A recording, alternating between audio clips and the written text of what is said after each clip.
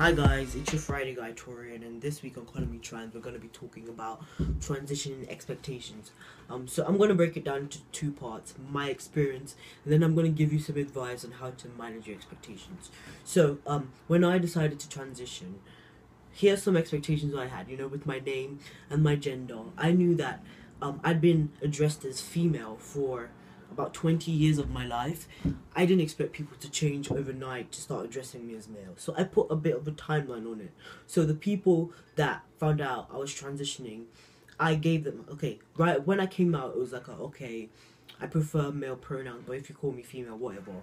And after a while, that made me uncomfortable. So I was like, okay, now I just want male pronouns.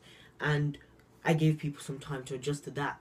And whenever they made mistakes, I'd just be like, okay, just correct yourself and move off it. Don't make a big deal out of it. Don't spend 50 years apologizing. Just correct yourself and move off it. One issue I had was that a lot of people would make the mistake and be like, well, I just found out, or something like well, you don't expect me to change overnight. It's not an easy thing to change. I wasn't standing excuses. Like, I wouldn't stand your excuse.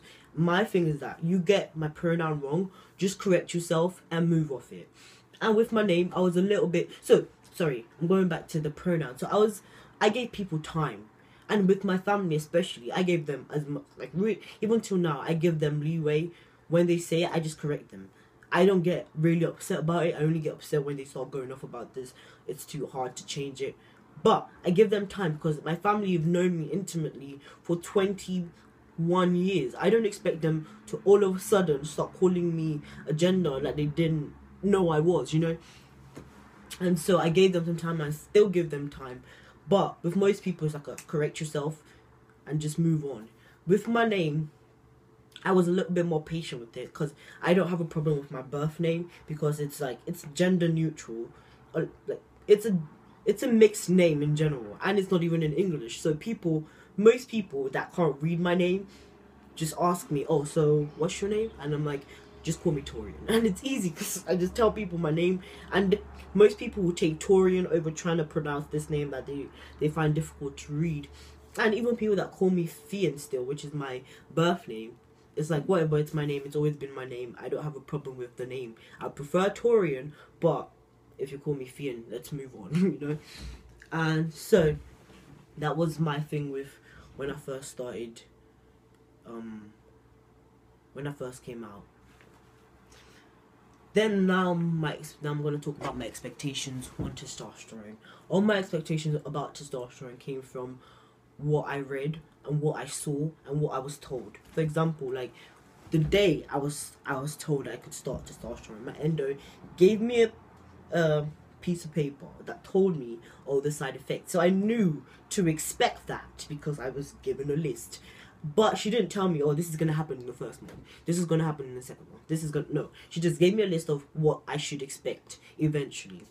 Where I got all my timelines from, and where most people get their timeline, okay, so I'm 1 month onto this is what should be happening to me, it's from social media. It's from the people we follow on Instagram, the people we watch on YouTube.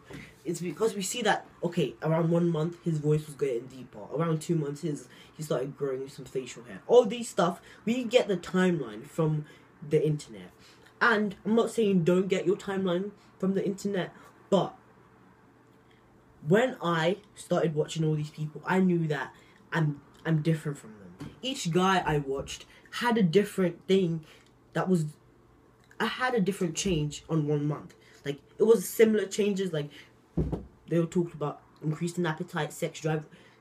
There's like a list of stuff that happens, but how quickly it happened for each guy was different. And that's one thing you yourself will notice when you watch these videos and you follow them on Instagram. You see that you might be following 4 guys who are all 8 months on T, and one has a deep voice, one has loads of facial hair, one's really muscular. Like, this is stuff you yourself will see. So why would you expect that you're going to be exactly like that one guy when 4 of the guys you follow, or 5 or 6 of them, I don't know what number I just used, if all of them are different, why do you think you're going to be the same as someone else?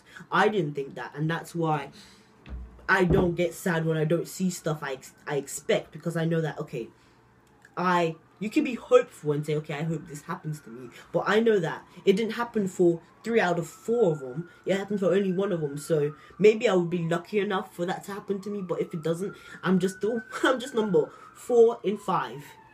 So I'm not alone in this place where my changes are not happening as fast as possible. Going on to how to manage your expectations whilst transitioning and whilst you're on testosterone. Firstly, you need to understand that people take time to adjust. Everyone is different, so everyone will react to you coming out differently. Some people will catch on to the pronoun really quickly. Some people might take a while because they're just used to it. So you might find other ways. So maybe put a timeline on it. Explain to people how important it is to you to be addressed as male. You know, when people understand things, they're more likely to be on board with it. So explain to people how important it is for you to be addressed as male. So when they make the mistake, they will try harder next time rather than be like, whatever, you're just like, they don't get it. One thing you need to understand is people take time. Now, when it comes to testosterone, several things. Your genetics affect everything. Like, testosterone is a little chemical. So I'm going to compare it to a shot of alcohol. So I'm sure you have that friend that takes 1 shot of alcohol, whatever alcoholic beverage he takes, and he's fucked. He or she is fucked on that 1 shot. But you have to take 5 before you're equally as fucked. Why? Because let's say you're built differently. Maybe you had something different to eat earlier in the day. Maybe even if he's a little bit sick, like his body's battling something, he's probably going to be fucked off a shot. But you're healthy, you've been eating nicely, so it's going to take a while before your body gets fucked up. So, compare it to a shot of tea. This guy takes his shot every week like you do, the same amount. You guys started at the same time. But he takes his shot, next week his voice is changing already. But you need to take 3 shots before you notice anything changing in your voice. That doesn't mean... So you're both taking the same shot, but because you're 2 different individuals, you have 2 different lifestyles, you're eating 2 different meals, you're living 2 different lives, you're 2 different people, the shot's gonna affect you differently. Same as alcohol, because it's a chemical too. Same as weed, same as whatever you're putting into your body. Those chemicals affect your body differently.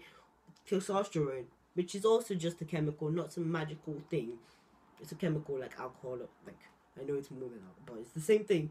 It's going to affect your body differently. One thing people seem to forget is that you're going to be on T for the rest of your life. If you're not experiencing changes in the first month, it will happen 2 months from now, 3 months. Like, it will happen sometime in your lifetime, you know? And so once you understand this, you're less likely to feel bad about what you have expected. And so my tip of the day, Toryian's tip, is have expectations. I'm not saying don't have them. I'm not saying you have to have them, but if you have expectations, don't have limitations. Don't put limits on your expectations, and don't allow your expectations to limit you. You know, allow your expectations to stop you from being happy. Don't let them limit how far you can go and how happy you can be. Be realistic.